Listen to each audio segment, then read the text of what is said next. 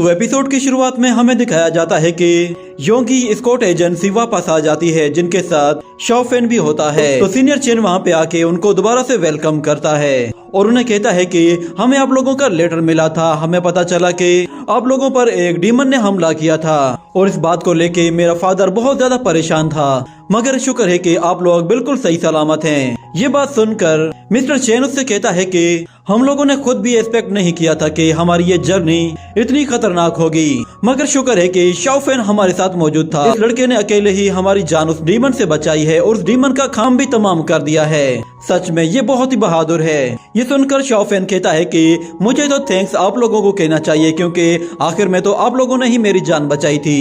ये सुनकर चेन कहता है कि ब्रदर, तुम सच में बहुत बहादुर हो, चलो मेरे साथ, मेरे फादर ने कहा है कि वो तुमसे मिलना चाहते हैं। ये कहने के बाद वो उसे वापस अंदर लेकर जाता है, जहाँ पे शाओ फेन उसके फादर को देखता है। उसका फादर बहुत ही ज्यादा हार्ड प्रैक्टिस कर रहा होता है। उसकी पावर देखकर शाओ फेन भी हैरान रह जाता है और सीनियर चेन उसे बताता है कि ये मेरे फादर हैं, योंगी स्कॉट एजेंसी के चीफ।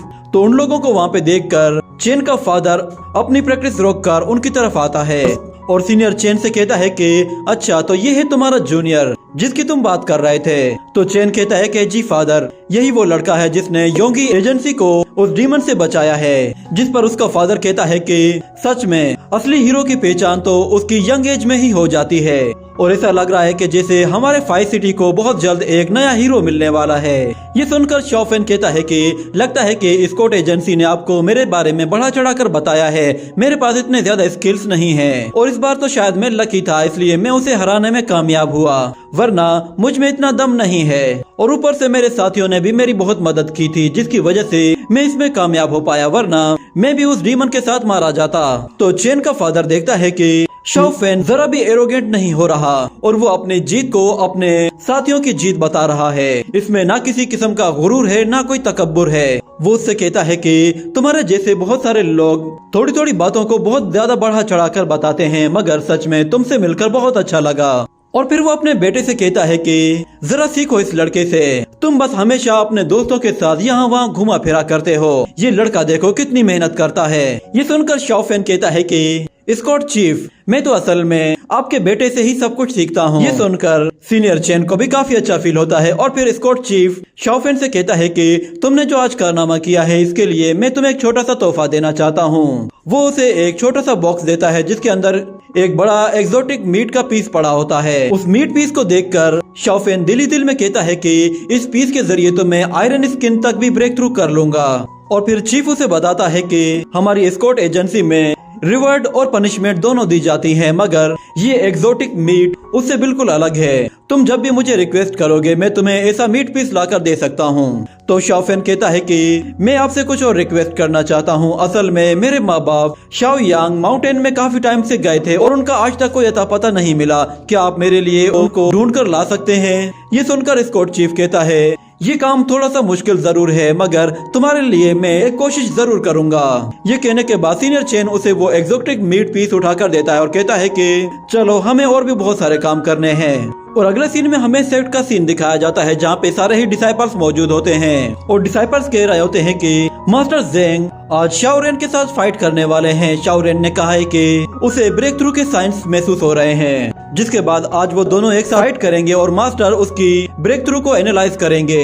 वहाँ मौजूद जितने भी डिसाइपल्स थे वो उन दोनों की फाइट को अच्छे से ऑब्जर्व करने के लिए आए थे ताकि वो उन लोगों से कुछ सीख सकें। इतने में सीनियर चेन और शाओ फेन भी वहाँ पे आ जाते हैं और सेक्ट में इतनी ज्यादा भीड़ को देखकर वो भी कंफ्यूज हो जाते हैं। इतने में सीनियर चेन एक लड़की से पूछता है कि ये सब लोग यहाँ पे क्यों जमा हुए हैं? तो वो लड़की उसे बताती है कि लगता है कि शायद आपको किसी ने बताया नहीं, मगर ब्रदर शाओ रेन ने कहा है कि बहुत जल्द ब्रेक थ्रू करने वाले हैं, इसीलिए मास्टर ने कहा है कि वो उसके साथ फाइट करके उसके ब्रेक थ्रू को एनालाइज करेंगे कि वो कितना जल्दी ब्रेक थ्रू कर सकता है। ये सुनकर सीनियर चेन कहता है कि क्या मास्टर खुद उसके साथ फाइट करने वाले हैं? और दूसरी तरफ हमें दिखाया जाता है कि शाओ रेन और मास्टर दोनों ही एक दूसरे के आमने सामने खड़े होते हैं और सीनियर चेन शाओ फेन से कहता है कि चलो तुम्हारे लिए बहुत ही अच्छा मौका है, तुम इसे अच्छे से ऑब्जर्व करो और इनसे कुछ सीखो। ये कहकर वो दोनों भी वहाँ पे चले जाते हैं और जब फाइट शुरू होती है तो शाओ रेन मास्टर से कहता है कि मैं शुरू कर रहा हूँ। ये कहने के साथ वो मास्टर पे जैसे ही अटैक करने के लिए आता है तो मास्टर उसके अटैक्स को बहुत ही आसानी से ब्लॉक कर रहा होता है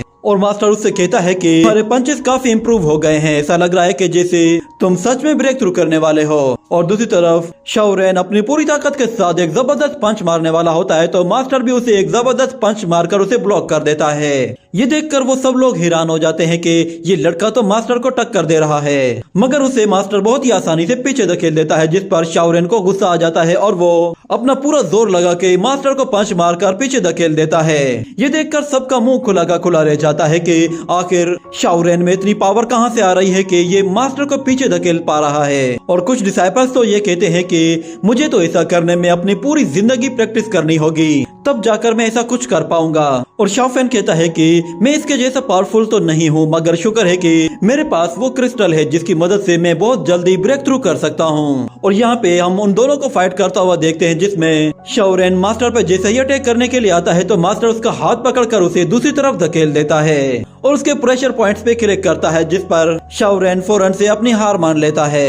ये देखकर सारे डिसाइपल्स कहते हैं कि हम लोगों ने कभी सोचा भी नहीं था कि इतने पावरफुल अटैक्स को इतनी आसानी से ब्लॉक किया जा सकता है। मास्टर सच में बहुत ही कमाल है। और मास्टर यहाँ पे शाओरेन की तारीफ करते हुए कहता है कि तुमने सच में काफी इम्प्रूव कर लिया है और मुझे लगता है कि तुम आयरन स्किन में भी बहुत जल्द ब्रेक थ्रू करने वाले हो।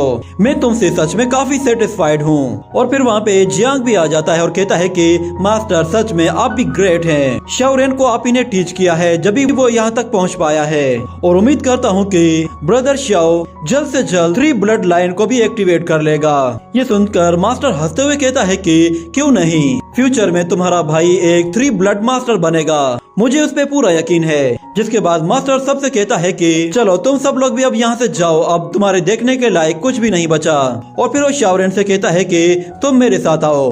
वो शाओरेन को लेकर अपने कमरे में चला जाता है। और यहाँ पे सीनियर चेन शाओफेन से कहता है कि चलो क्या कहते हो, आज तुम मेरे साथ फाइट करना चाहोगे? तो शाओफेन कहता है कि मैं आपसे जरूर फाइट करना चाहूंगा, मगर पिछले कई दिन से मैं अपने घर वापस नहीं गया और मेरी सिस्टर भी मेरे लिए काफी परेशान हो रही होगी। मैं वहाँ से वापस आने के बाद आपके साथ जरूर फाइट करूंगा। ये सुनकर सीनियर चेन कहता है लगता है कि अब कुछ दिन तक मैं बहुत बोर होने वाला हूँ। और इस तरफ सीनियर जियांग वहाँ मौजूद 2 लड़कियों को जाकर कहता है कि क्यों ना तुम लोग आज मेरे साथ डिनर करो, मैं तुम्हें ट्रीट देना चाहता हूँ। जिस पर वो लड़कियाँ कहती हैं कि सोच लो कहीं ऐसा ना हो कि फिर तुम कहो कि मेरे पास पैसे कम पड़ गए हैं। ये कहने के बाद ये सीन यहीं पे कट होता है, जिसके बाद हम जियांग की तरफ देखते हैं। वो मास्टर के रूम की तरफ देख रहा था और वो कहता है कि सारी सिचुएशन हमारी फेवर में जा रही है। ब्रदर शाओरेन इस सेक्ट का सबसे जीनियस डिसाइपल बन जाएगा, उसके बाद सब कुछ वैसा ही होगा जैसा हम चाहेंगे। और फिर हमें उस रूम के अंदर मास्टर को दिखाया जाता है। वो शाओरेन से कहता है कि हमारी अकेडमी में पिछले कई साल से 3 ब्लड लाइन को किसी ने भी एक्टिवेट नहीं किया। एक मर्तबा मैं तुम्हारी 3 ब्लड लाइन्स को एक्टिवेट कर लूं, उसके बाद मैं फिर चैन से मर सकता हूं। ये सुनकर शाओरेन कहता है कि मास्टर ऐसा ना कहें, आप और भी लंबी जिंदगी जिएंगे। मास्टर उससे कहता है कि मुझे तुमसे बहुत उम्मीदें हैं, मैं चाहता हूं कि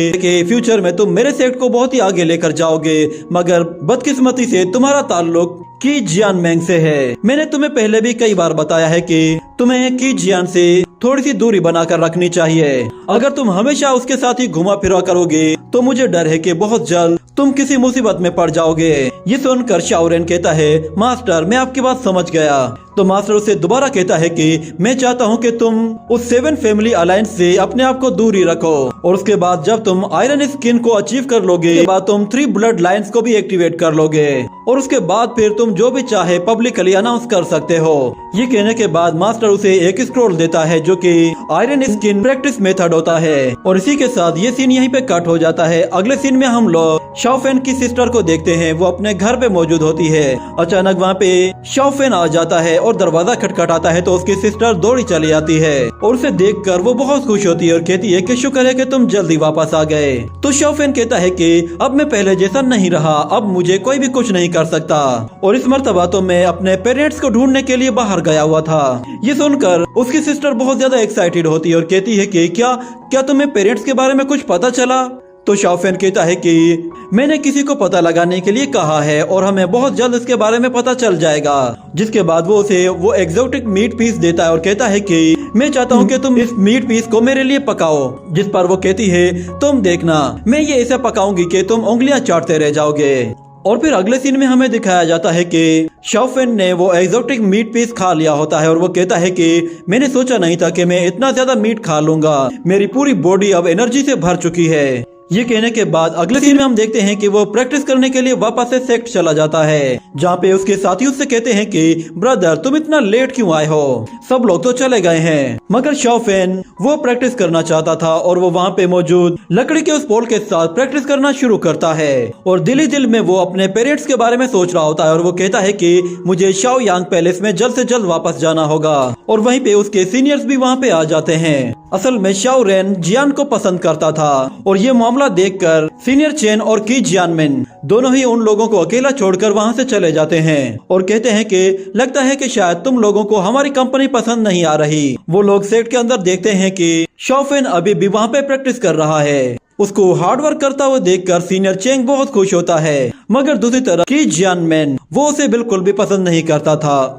वो उससे कहता है कि तुम हर वक्त सीनियर ब्रदर चेन से फेवर लेते रहते हो, मगर आज तक तुमने उसे बदले में कुछ भी नहीं दिया। ये सुनकर सीनियर चेंग कहता है कि ऐसी बात नहीं है, मैं इसे अपना जूनियर नहीं बल्कि मैं इसे अपना भाई समझता हूँ और मुझे इससे कुछ भी नहीं चाहिए। और वो उन सब से कहता है कि चलो रात बहुत हो गई है और अब मुझे नींद आ रही है। ये कहकर वो वहाँ से चला जाता है और दूसरी तरफ शाओफेन दोबारा से प्रैक्टिस शुरू करता है। और यहाँ पे वापस आते हुए सीनियर की जियानमिन सीनियर चेन से कहता है कि तुम इस लड़के पर काफी ज्यादा टाइम दे रहे हो, ऐसा लग रहा है कि जैसे तुम्हारी मेहनत रंग ला रही है। मगर सीनियर शाओ रेन कहता है इस लड़के की क्वालिफिकेशन देखते हुए तो ऐसा लग रहा है कि जैसे सीनियर चेन इस पे सिर्फ अपना टाइम जाया कर रहा है।